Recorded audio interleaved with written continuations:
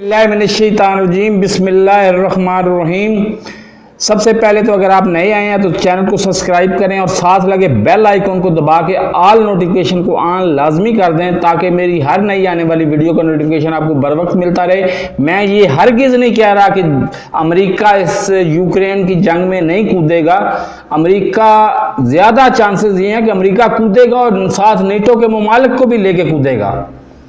लेकिन अगर अमेरिका इस जंग में आया, शामिल हुआ, तो उसकी सबसे बड़ी बदकिस्मती होगी और बदबख्ती होगी। वो जलील रुसवा होके निकलेगा इधर इस जंग से, और वो इतना फंसेगा कि उसका निकलना मुश्किल हो जाएगा उसके लिए, और उसके पर्दे जो है ना सुपर पावर के, वो ख़त्म हो जाएंगे।